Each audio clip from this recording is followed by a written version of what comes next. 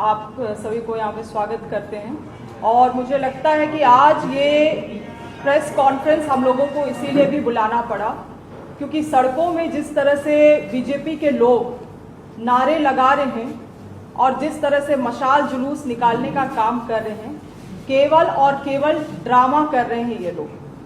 मैं इनको पूछना चाहती हूँ कि जिस बीजेपी संगठन की विचारधारा की जड़ें मनुवाद से जुड़ी हुई हैं, जहाँ पे महिलाओं को बराबरी के दर्जा नहीं दी गई है, जहाँ पे महिलाओं के लिए कोई समानता नहीं है, महिलाओं को हमेशा पुरुषों से नीचा देखा गया है, वैसी संगठन आज एक समानता की बात कर रही है और महिलाओं को उनका अधिकार देने की बात करती है। आज बीजेपी के लोग अपने सोच में महिलाओं को, हम जैसे महिलाओं को एक समानता में नहीं देख सकते हैं, वो कानूनी तरीके से हमें समानता और अधिकार देने की बात कर रहे हैं। ये ड्रामा नहीं है तो क्या है? ये अपना टीआरपी बढ़ाने का प्रयास नहीं है तो क्या है? 2023 में सर्वसहमति से कांग्रेस पार्टी ने भी अपनी सहमति दिया और नारी शक्ति वंदन अधिनियम पारित हुआ हाउस से। तब हमारे ऑपोजिशन की, कांग्रेस की ये भी आपत्ति थी कि जब आपने इसे पारित कर दिया है, वुमेन रिजर्वेशन पारित कर दिया है, तो उसको त्वरित लागू किया जाए। उस समय आपने इसे सेंसस के आड़ में, डिलिमिटेशन के आड़ में आपने कहा कि नहीं, 29 के बाद, सेंसस के बाद, डिलिमिटेशन के बाद ये तमाम चीजें लागू की जाएंगी। तब भी हम लोगों ने अपने आपत्ति दर्ज कराया कि अभी लागू करिए, 2023 में पारित हुआ है, अभी लागू करिए।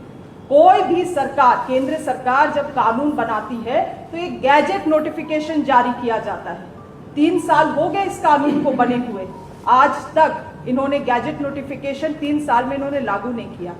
जब इनको समझ में आया कि बंगाल में जो इनकी इंटरनल सर्वे हुई है उसमें महिलाओं की वोट इनके विरोधी दलों को जाने वाली है, तब जाके बीजेपी ने ठंडे बस्ते से यह अधिनियम निकालने का काम किया और बिना किसी दल के सहमति के या चर्चा के 16, 17, 18 तारीख को इन्होंने पार्लियामेंट का सेशन बुलाया, वो भी उस वक्त जब बहुत महत्वपूर्ण राज्यों में चुनाव चल रही थी और ये जानते थे कि किसी ना किसी तरह से विपक्ष को, कांग्रेस पार्टी को इस बिल के कारण, इस बिल के तहत ये लोग ऐसा रंग देने का काम करेंगे कि महिला विरोधी, विपक्ष को महिला विरोधी दिखाने का काम करेंगे।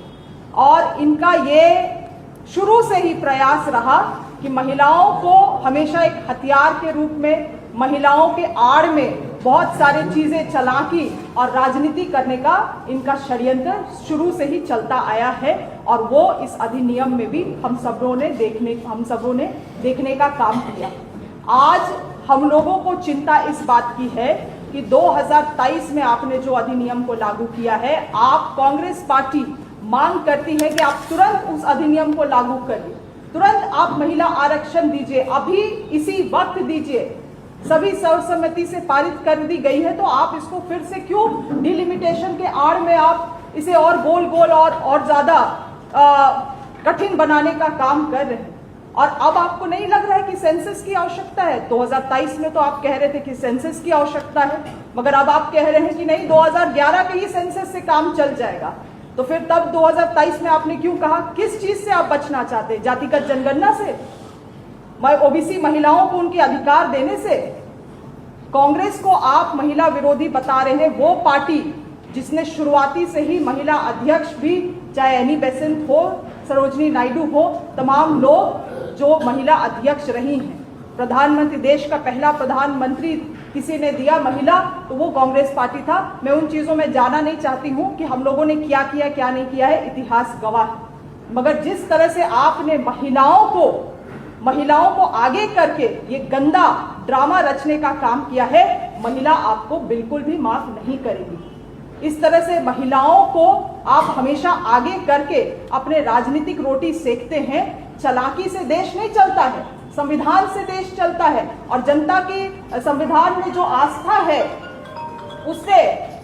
उससे संविधान मजबूत होता है, ना कि एक किसी व्यक्ति के चालाकी से। तो बीजेपी ने ये जो ड्रामा रचने का काम किया है, मोदी जी ने जो ड्रामा रचने का काम किया है, उसके लिए हमारा यहाँ पे एक हम लोग सभी महिला कांग्रेस के तरफ से मोदी जी को best drama year of the award देना चाहते हैं और खाली छोड़ दिए हैं, उसमें जो लिखना चाहते हैं वो अपने लिए जो बेस्ट समझते हैं लिख ले, मगर best drama year of the award 2006 का अवार्ड हम लोग उनको दे दिए। अब आप खुश हैं क्योंकि आपको तो देश देश घूम के इसी तरह से अवार्ड्स लेना अच्छा लगता है, बड़े बड़े पदे लेना अच्छा लगता है, मगर महिलाओं को आपने कभी अधिकार उनका देने का काम नहीं किया है। कांग्रेस पार्टी मांग करती है कि अभी इसी वक्त उस अधिनियम को लागू करते हुए 33% आरक्षण आप देने का काम करें। धन्यवाद। अब हम